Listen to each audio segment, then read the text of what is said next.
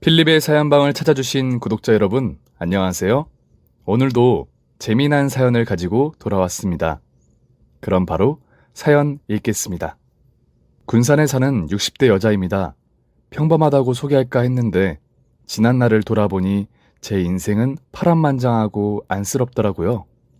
제가 저에게 연민을 느낄 정도이니 대충 감이 오실까요? 그럼 지금부터 제 사연 보따리를 풀어보도록 하겠습니다. 베이비붐 시대에 태어난 저는 여느 가정처럼 가난한 집안에서 태어났습니다. 3남 4녀 중 넷째였는데 큰 사랑을 받지 못하고 자랐어요. 아마 제 나이대의 여자분들은 이해하실 겁니다. 남아선호 사상이 강한 시절에다 부모님이 보수적이어서 따뜻한 한마디 들어보지 못하고 자랐어요.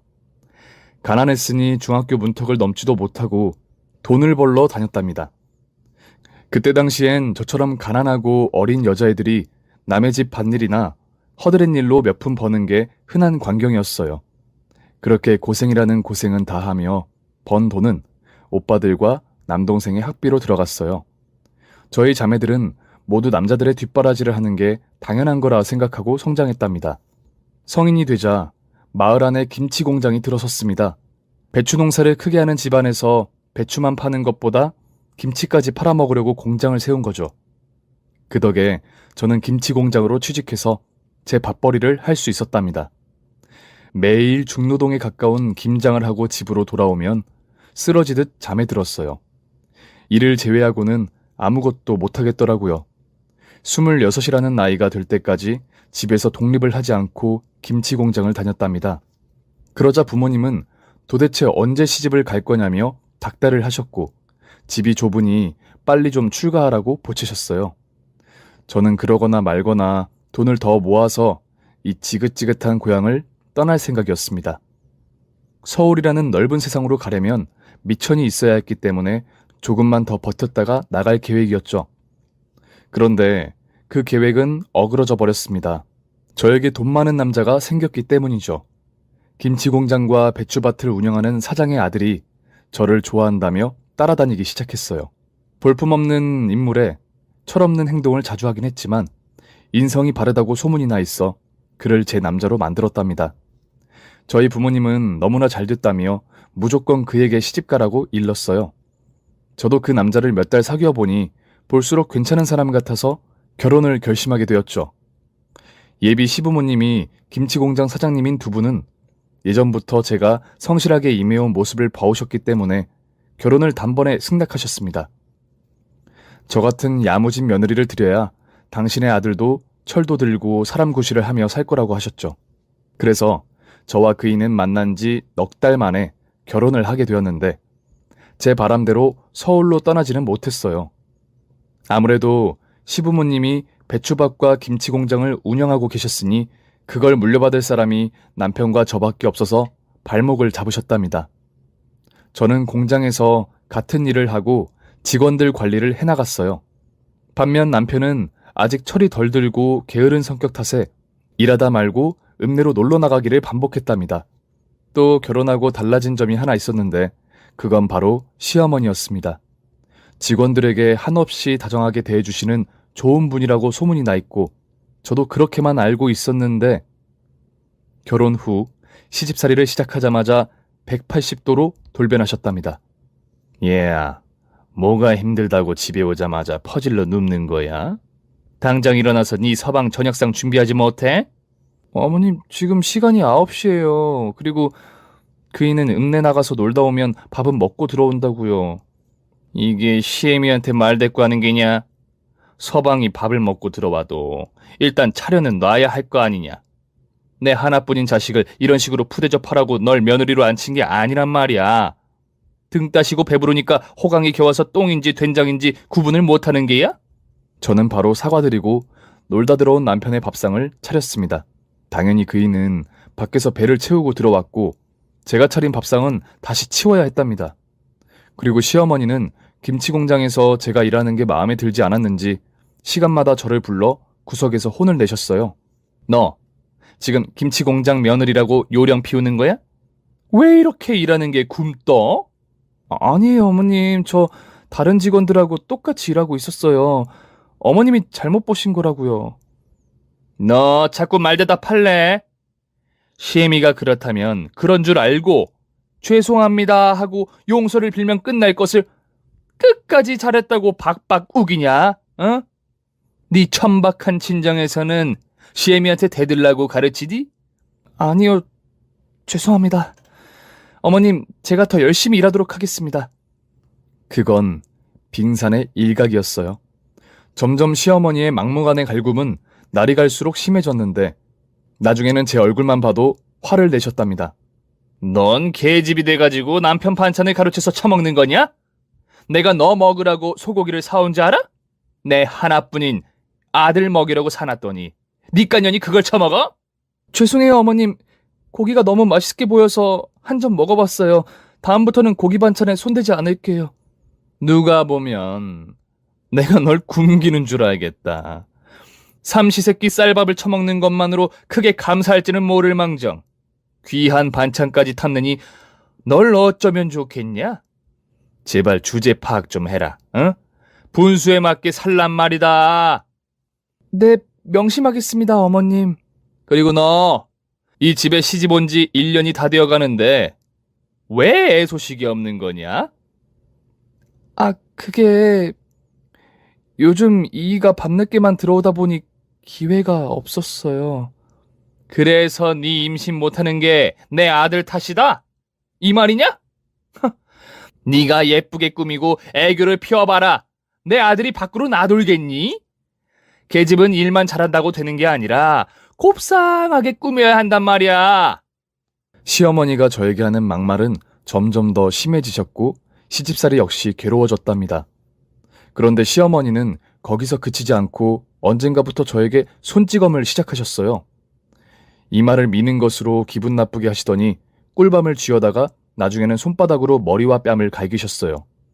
제가 맞는 이유는 임신을 못한 것과 남편이 밖으로 나도는 것, 그리고 김치 공장에서 일할 때와 시집살이 살림하는 게 시어머니 마음에 안 들기 때문이었습니다.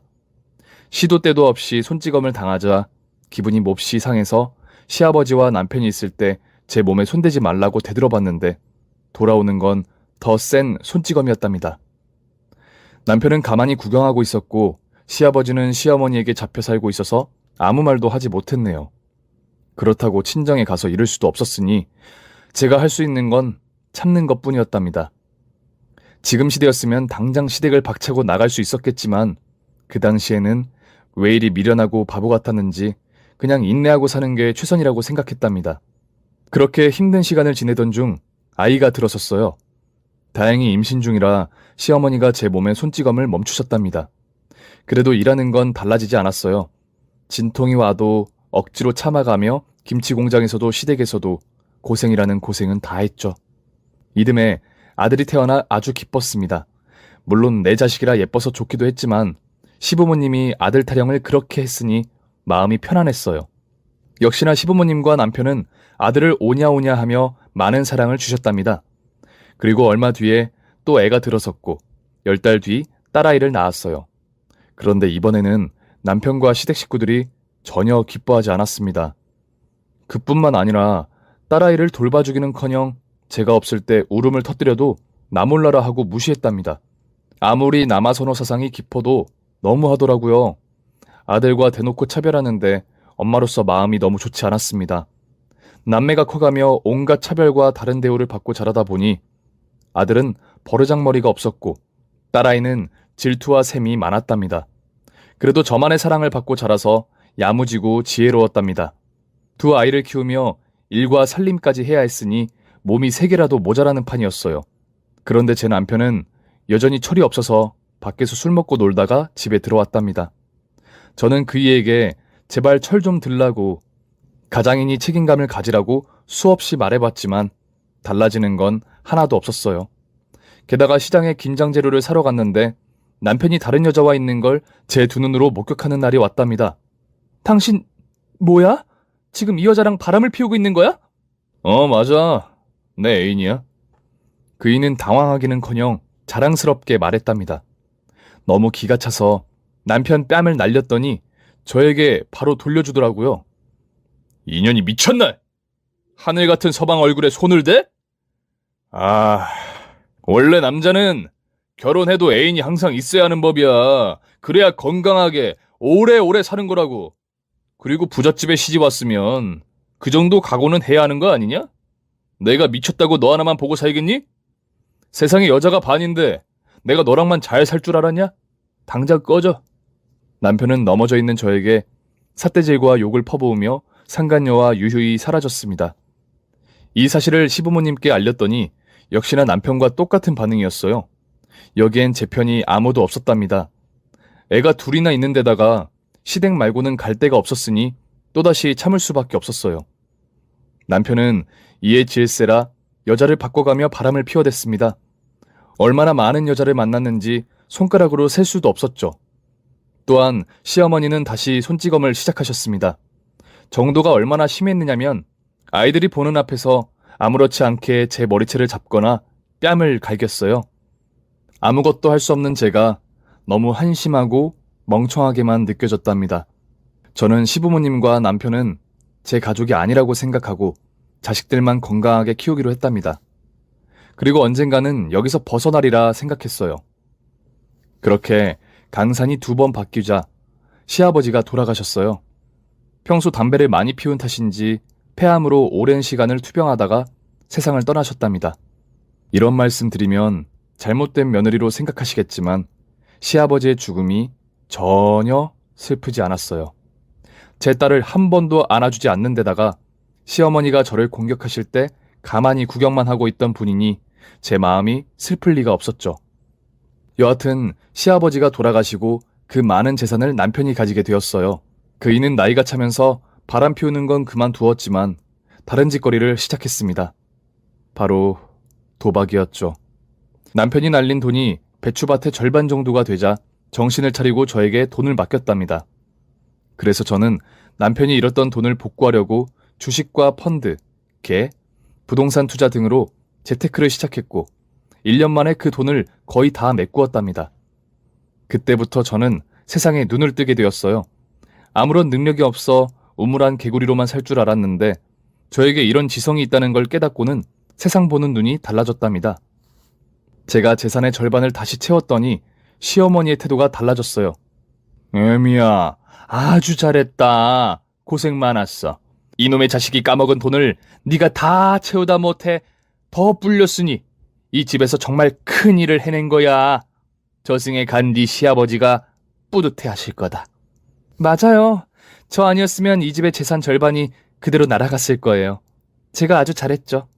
그러니까 어머님도 앞으로 저한테 잘하셔야 할 겁니다.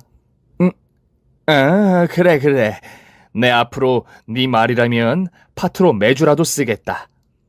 저는 의기양양하고 꽤 버릇없는 말투로 시어머니께 통보했고 이전과 다른 대우를 받으며 살기 시작했어요. 당연히 저에게 손찌검은 다시 하지 못하셨어요. 저의 재테크는 계속되었는데 시댁 재산을 더 불려보고 싶어서 남편에게 김치 공장과 배추밭을 정리하자고 부탁했어요. 그랬더니 남편은 고민하지도 않고 바로 공장과 밭을 팔아버렸답니다. 제가 돈을 불리는 능력이 탁월했으니까요. 그래서 여기저기 더 많이 투자를 하게 되었고 많은 돈을 벌게 되었어요. 몇 년 뒤 읍내에서 가장 큰 상가 3개를 매입하는 결과를 얻게 되었죠. 시어머니는 제가 집안을 크게 일으키자 예전에 강했던 모습은 온데간데 없었고 순한 양이 되어 제가 시키는 일이라면 뭐든지 했답니다. 저에게 쩔쩔대는 모습을 보니 예전 생각이 참 많이 났어요. 제가 시어머니한테 쩔쩔매기도 하고 매 맞는 시절이 말이죠. 그래서 이빨 빠진 시어머니의 모습을 보며 시원한 기분을 느꼈네요. 그렇게 몇 년의 세월을 시어머니 머리 위에 앉아 잘 지냈는데 그녀가 시아버지처럼 암에 걸렸습니다. 병원에 갔더니 이미 말기라고 하며 손쓸 수 없는 지경이라고 말했어요. 그래서 집으로 돌아가 조용히 죽음을 준비하는데 아무도 시어머니를 거들떠보지 않았답니다.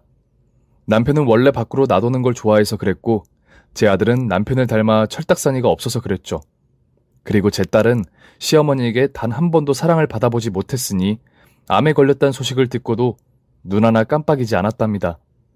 저 역시 시어머니에게 당했던 수모들이 너무 많아서 아주 작은 애정도 주지 않았어요.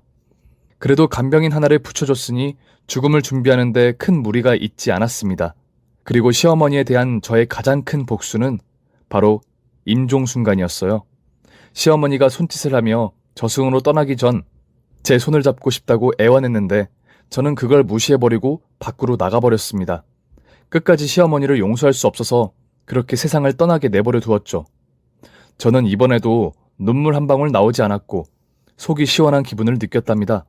그렇게 저를 고통스럽게 했던 시부모님은 영영 돌아오지 못하고 아주 멀리 떠나셨어요. 세월은 더 흘러 제 나이 환갑이 넘어섰고 많이 늙었답니다. 아들과 딸은 모두 건강하게 잘 커서 어느덧 결혼할 나이가 되었어요. 철없는 아들놈은 제 남편 젊었을 때 하던 짓과 똑같아서 이 여자 저 여자 가리지 않고 연애를 했답니다. 양다리를 넘어서 문어다리로 연애를 해댔는데 아주 꼴보기 싫었어요. 제가 아들 용돈을 끊어버리면 제 남편이 카드와 돈을 두둑이 줬으니 기고만장하게 여자들 뒷공문이나 쫓아다니며 살았어요. 그렇게 살던 아들 녀석이 어느 날 대뜸 결혼할 여자를 집에 데리고 왔습니다. 무지개 대학 문턱도 밟지 못한 녀석이 대학원까지 나온 엘리트 며느리를 데리고 와서 아주 많이 놀랐답니다. 아니, 아가씨, 뭐가 아쉬워서 이런 놈하고 결혼하려고 해요? 아무리 내 아들이지만 이건 누가 봐도 아가씨가 너무 아깝다고요. 그러지 말고 이 결혼 다시 생각해요. 아가씨 부모님이 아시면 뒷목 잡고 쓰러질 일이야. 엄마, 무슨 말을 그렇게 해. 내가 어디가 어떻다고. 그리고 우리는 결혼할 수밖에 없어. 이 여자 내 아이를 임신했단 말이야. 그제야 예비 며느리가 코 끼어서 제 앞에 앉아있다는 걸 알게 되었습니다. 저는 아들에게 너무 화가 나 빗자루를 들고 머리와 등, 엉덩이를 마구마구 때려주었어요. 이놈의 자식! 남의 집 귀한 딸 인생 망치려고 작정을 했구나! 이 파렴치한 놈! 엄마 그만해! 아버지! 엄마 좀 다 말려봐요! 하지만 남편은 가만히 구경만 하고 있었습니다. 제가 시어머니한테 맞을 때처럼 말이죠. 그래서 전 아들 녀석을 먼지나게 혼내주고 다시 자리에 앉아 예비 며느리에게 이 결혼을 다시 생각해보라고 일러주었습니다. 어머님, 저 아이 꼭 낳을 거예요. 결혼을 허락하지 않으셔도 혼자 낳아서 기를 거라고요. 그러니 오빠랑 저 받아주세요. 저는 차마 아이를 낳지 말라는 말을 하지 못하고 결국 그 아이를 며느리로 받아들였답니다. 아들 녀석이 뭐가 좋아서 만난지 이해가 되지 않았지만 성품 좋은 며느리가 새 가족이 되어서 매우 기뻤어요. 하지만 아들은 결혼을 하고도 정신을 못 차려서 일도 안 하고 놀기만 했답니다. 그 모습을 보다 못한 저는 남편에게 무슨 방법을 써보자고 했어요. 그러자 남편은 상가가 3개나 되는데 그중 비어있는 상가에 닭집이든 호프집이든 하나 차려주자고 말하더군요. 저는 아들놈이 절대 취직하지 못할 걸 알았기에 그의 말대로 호프집을 차려주었답니다. 그런데 가장이 된 아들이 일할 마음이 없었는지 호프집을 알바생들에게 맡겨놓고 철없이 놀러 다니기에 급급했습니다. 도저히 말로는 설득이 되지 않아 이게 제 팔자려니 하고 제가 며느리를 틈틈이 도와줘서 생계를 이어가도록 해주었습니다. 한편 제 딸아이는 얼마나 야무졌는지 30의 나이에 대기업 대리를 달았고 2년 뒤에는 해외로 발령이 난다고 했어요. 얼굴도 예쁜데다가 능력까지 겸비하고 있으니 더할 나위 없이 자랑스러웠답니다. 혜민아, 엄마 아빠가 도와주지도 않았는데 해외 지사까지 발령받다니 정말 대단하다. 엄마가 왜 해준 게 없어. 날 키워주고 가르쳐주었잖아. 아빠는 모르겠는데 나한테 엄마가 없었으면 여기까지 오지 못했을 거야. 으이구, 말하는 것도 어쩜 이리 예쁠꼬. 네 오빠가 네 절반만이라도 닮았으면 엄마 한이 없겠다. 딸아이는 어릴 적부터 저에게 사랑을 받아서 그런지 저에게만 엄청 잘했어요. 반면 남편과 아들에게는 무뚝뚝하게 대하고 대화도 거의 하지 않았답니다. 그렇게 1년 동안 아들 내외가 손녀를 낳고 어찌저찌 잘 사는 걸 보게 되자 할머니로서 매우 뿌듯했어요. 제 남편은 아직도 옛날 세상에 갇혀서인지 손자가 아닌 손녀라서 품에 안지도 않았습니다. 제발 그러지 말라고 화내고 어르고 달래봐도 마음이 가지 않는다며 피하기만 했죠. 이래서 사람은 고쳐서 쓰는 게 아니라는 말이 있나 봅니다. 그리고 몇 달이 지나자 남편이 뇌경색으로 쓰러지고 말았습니다. 그 밖에 여러 병들이 겹쳐 있었는데 지방간과 당뇨, 고혈압까지 있어서 오랜 시간을 병원에 입원해야 했죠. 그러다 몸이 조금 회복되자 남편이 집이 아닌 요양원으로 보내달라고 하더군요. 여보, 내 몸이 이 꼴이 난 건 당신한테 상처를 많이 줘서 벌 받은 것 같아. 난 더 이상 당신에게 짐이 되기 싫어. 그러니 나를 요양원에 보내줘. 나한테 죄 지은 게 많은 건 알고 있나 보지? 그런데 무슨 요양원이야.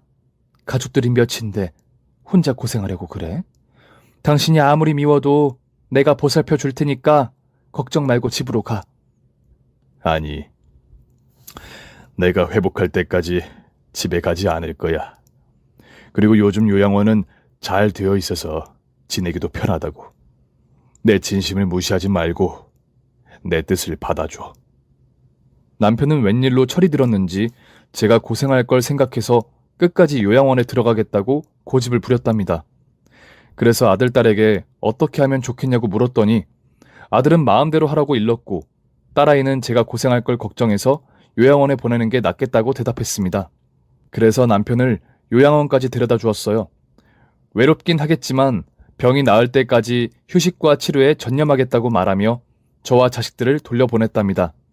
집으로 들어오니 허전한 마음은 들지 않았고 편안하게 혼자 지내는 게 매우 좋더라고요. 젊었을 때부터 남편에게 쌓인 앙금이 많아서 그런지 보고 싶지도 않았네요. 그래서 남편의 요양원을 한 달에 한 번이나 들렀습니다. 생사만 확인하고 돌아오기만 했죠. 거기서 식사와 간식이 넘쳐나게 잘 나오니 걱정할 건덕지는 하나도 없었습니다. 며느리는 몸이 아픈 시아버지 걱정이 많이 되었는지 갓난쟁이 손녀딸을 안고 자주 요양원에 찾아갔답니다. 누가 시킨 것도 아닌데 자기가 가고 싶다고 나서더라고요. 엘리트에다 성격까지 온순하고 착하니 보면 볼수록 왜 제 아들과 사귀고 결혼하게 되었는지 아이러니하더라고요. 그렇게 여러 번 요양원을 오가던 며느리는 거의 매일 남편을 찾아갔습니다. 제 딸도 그렇게는 하지 않는데 정말 끔찍할 만큼 효심이 깊었답니다. 그렇게 남편은 며느리의 보살핌을 잘 받아서인지 몸을 빨리 회복하게 되었고 퇴원이 가능할 정도로 건강해졌다는 소식을 들려주었어요. 그런데 며느리와 딸아이가 같이 저를 찾아와 할 말이 있다고 했답니다. 무슨 일인데 얼굴들이 그렇게 심각해? 엄마, 흥분하지 말고 들어? 내가 얼마 전에 요양원에 갔는데 아빠는 없고 언니만 있더라고. 나는 아빠가 잠깐 자리를 비운 줄 알았는데 그날 밤이 지나도 아빠가 들어오지 않는 거야. 그래서 올케한테 무슨 일이냐고 물었더니 벌벌 떨더라고.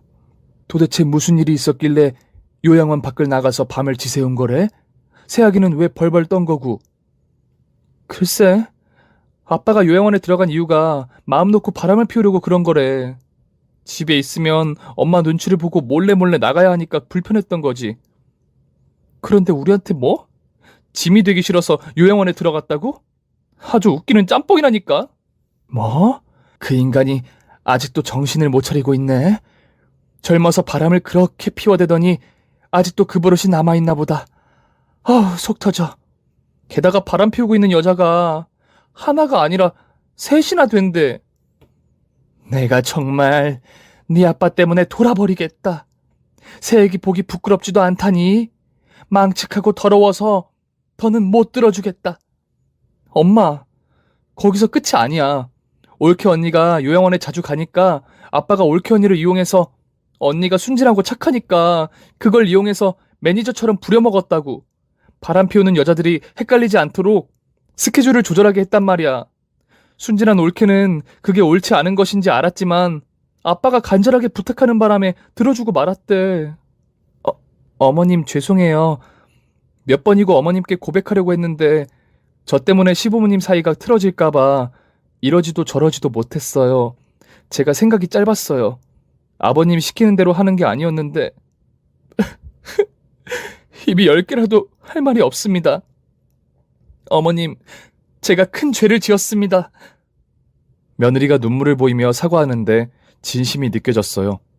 때묻지 않은 데다가 남의 부탁을 거절하지 못하는 성격 때문에 일이 여기까지 왔다는 걸 누구보다 제가 더 잘 알았습니다.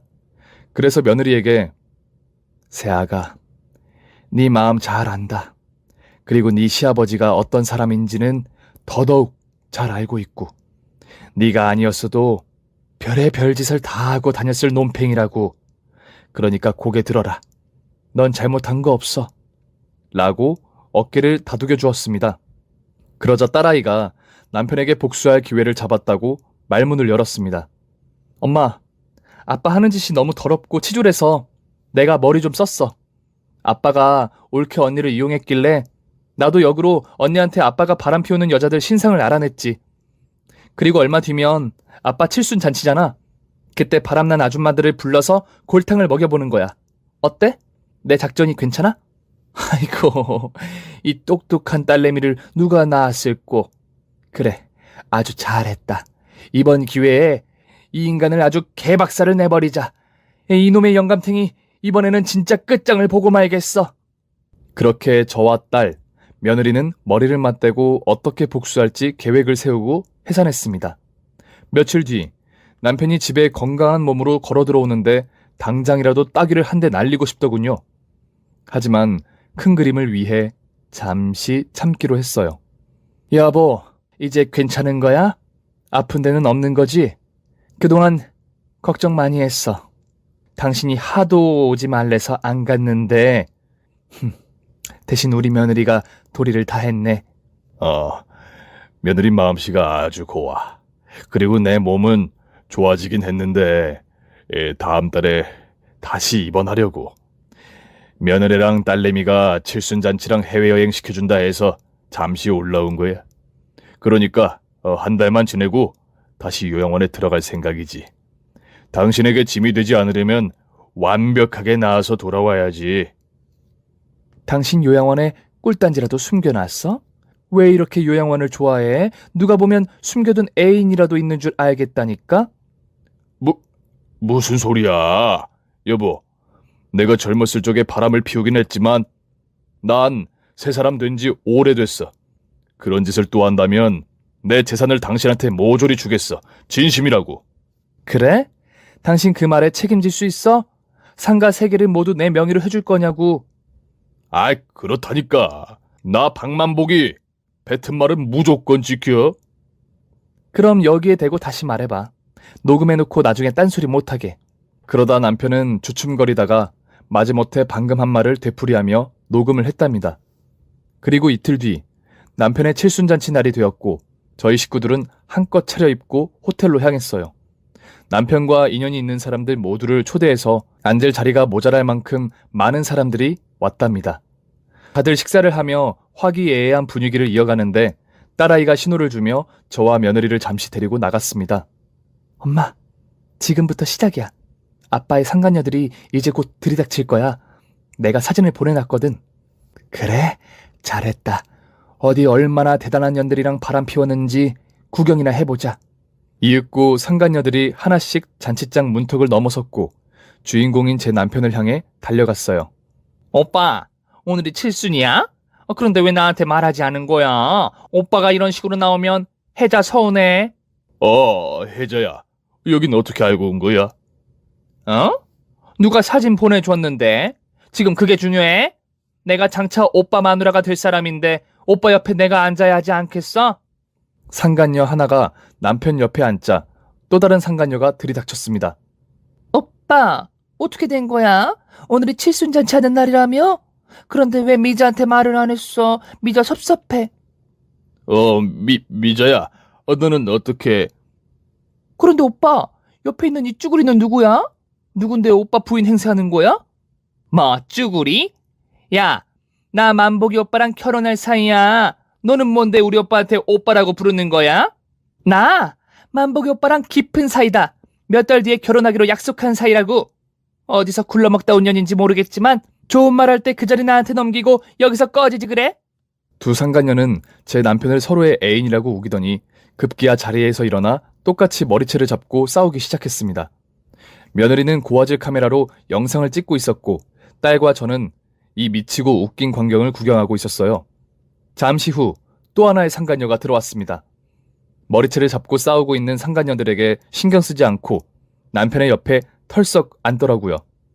오빠, 오늘이 생일이었어? 우쭈쭈쭈, 우리 자기 1살 더 먹었으니까 올해는 나랑 결혼해야 해. 그런데 저 아줌마들은 누군데 여기서 싸움박질을 하는 거야? 되게 교양 없다. 순자야, 그게 말이야. 우리 여기서 나갈까? 너무 소란스럽다, 그치? 아니야, 나 싸움 구경 좋아해. 여기 하객들도 다 싸움 구경 재밌게 하고 있네. 아줌마들 힘내요. 그러자 머리채를 잡고 있던 두 상간녀가 남편 옆에 앉아있던 상간녀에게 누구냐고 물었답니다. 역시나 결혼할 애인이라고 대답했고 새 상간녀는 메비우스의 띠처럼 서로의 머리채를 잡고 싸웠답니다. 만복이 오빠 내 거야. 올해 결혼하기로 했거든. 그럼 난 상가 하나를 통으로 가지게 된단 말이야. 너희들 같은 잡년과는 다르단 말이야. 이년아, 나야말로 만복이 오빠가 10층짜리 상가를 주겠다고 약속했거든. 그게 아니었으면 저 꼬부라진 늙은이를 내가 왜 만나겠냐? 야, 이년들아, 만복이 오빠는 내 거야. 오빠랑 나는 진심으로 사랑하는 사이라고. 너희같이 한번 불타고 꺼지는 바람 같은 사이가 아니란 말이야. 새 상간녀는 서로가 제 남편의 애인이고 곧 결혼해서 상가의 주인이 될 거라고 굳게 믿고 있었어요. 남편은 고개를 숙인 채 어쩔 줄 몰라 하고 가만히 앉아 있었답니다. 하객들은 다들 턱이 빠지도록 크게 입을 벌리고 상간녀들의 싸움을 구경하고 있었네요. 그때 제 딸아이가 말했습니다. 엄마, 언니, 이제 우리 차례예요. 그래, 우리가 입장해서 모든 걸 정리하자. 세아가 음악 틀어라. 며느리가 영웅 본색의 음악을 틀자 잔치장에 크게 울려 퍼졌습니다. 저는 소화기를, 딸은 북어를 들고 하객들을 비집고 달려나가 머리채를 잡고 있는 상간녀들 앞으로 갔습니다. 소화기에 안전핀을 빼고 하얀 가루를 뿌려대기 시작했습니다. 상간녀들과 남편에게 골고루 말이죠. 그리고 제 딸이 북어로 신나게 상간녀들을 두들겨 팼습니다. 이년들아, 우리 엄마가 두 눈 뜨고 살아있는데 어디서 우리 아빠랑 결혼하겠다는 거야? 너희 같은 기생충들은 내가 답이다. 실컷 맞아봐라. 상간녀들은 거짓골을 하고 매를 맞다가 안 되겠다 싶었는지 도망을 가버렸습니다. 그리고 하얀 가루로 떡칠한 남편이 얼굴을 비비며 기침을 콜록거리고 있었네요. 그때 저는 며느리에게 신호를 주었습니다. 얼마 전 남편이 바람을 피우면 전 재산을 저에게 주겠다는 녹음본을 틀었답니다. 그 음성을 모두 들은 하객들은 일이 어떻게 될지 몹시 궁금한 얼굴로 지켜보고 있었어요. 저는 일단 남편의 따귀를 있는 힘껏 한 대 날렸습니다. 그러자 하객 중 하나가 한 대 더 때리세요! 라고 응원의 목소리를 지르길래 팬심을 생각해서 한 대 더 갈겨버렸답니다. 여보, 내가 미안해. 잘못했어. 아니, 내가 듣고 싶은 말은 그게 아니야. 그렇게 말하고 주머니에 있던 건물 소유권 이전 신청서 석 장을 꺼냈습니다. 상가 세채에 대한 신청서 모두 챙겨온 거죠. 자, 방금 여기 울려 퍼진 당신 목소리 들었지? 바람 피우면 전 재산을 나에게 주겠다고 말이야. 그러니까 뱉은 말은 지키는 박만보기가 되길 바래. 여보, 이러지 마. 어차피 우린 부부니까 명의는 상관없잖아. 그만하고 집으로 돌아가자. 집? 집은 내 명의인 걸 잊었어? 당신은 지금 오갈 데 없는 노인네라고. 하여간 빨리 도장 찍어. 도장은 내가 챙겨왔으니까 걱정하지 말고. 하지만 남편은 고집을 피우며 사인을 거부했어요. 그러자 하객들이 하나둘씩 자리에서 일어나기 시작했습니다.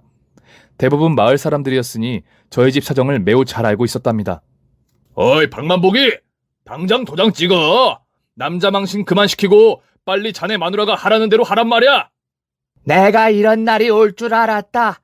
여성 편력이 그렇게 심한 놈이 언젠가 벌받을 줄 말이야. 당장 도장 찍고 상가를 모두 네 마누라한테 넘겨. 그런데 남편은 두 손을 테이블 아래에서 올리지 않았습니다.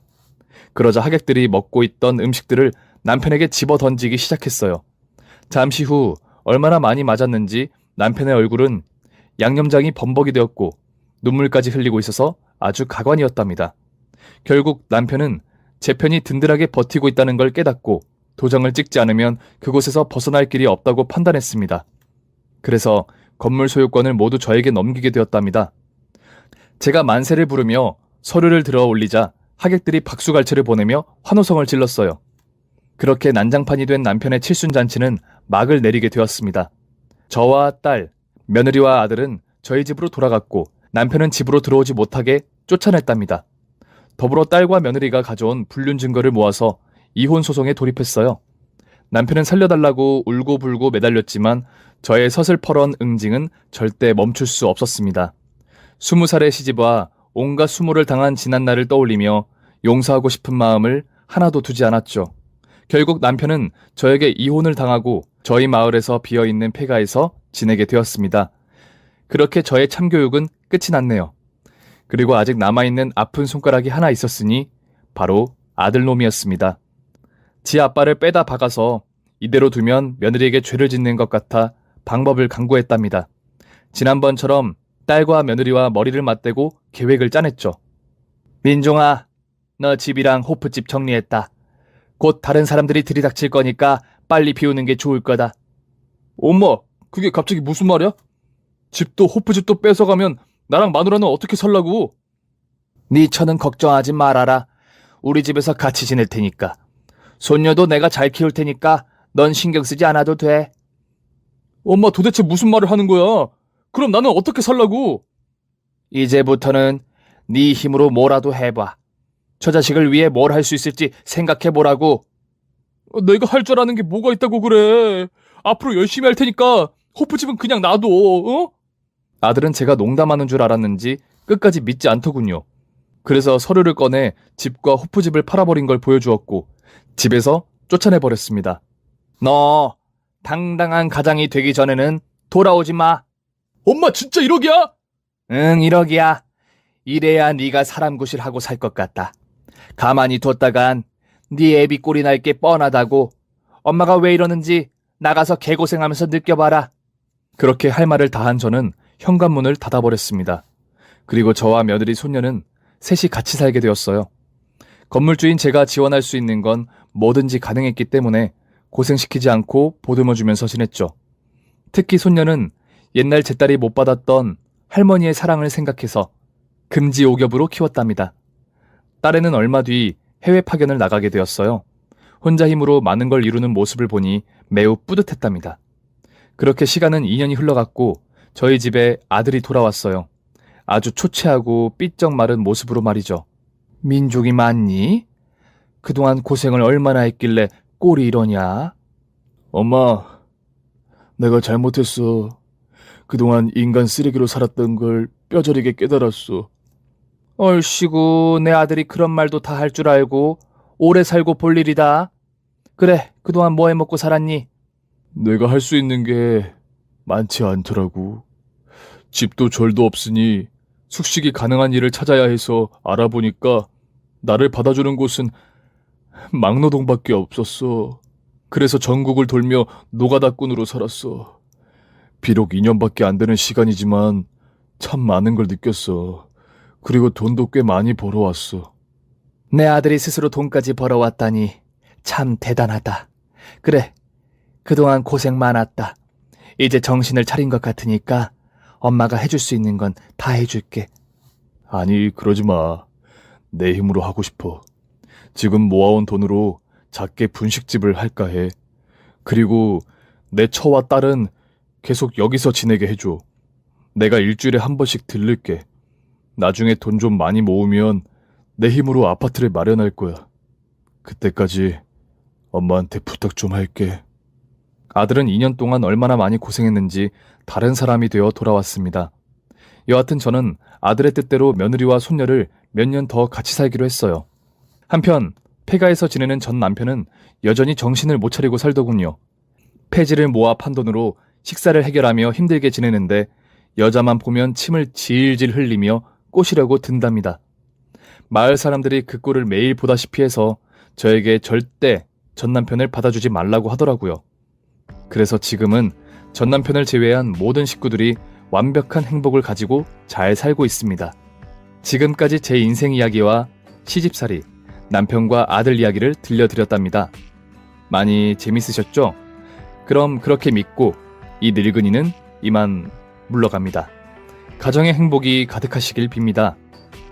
오늘의 사연이 재밌으셨다면 구독과 좋아요를 꼭 눌러주세요. 저 필립은 내일 더 재밌는 이야기를 들고 찾아오겠습니다. 모두 안녕히 계세요.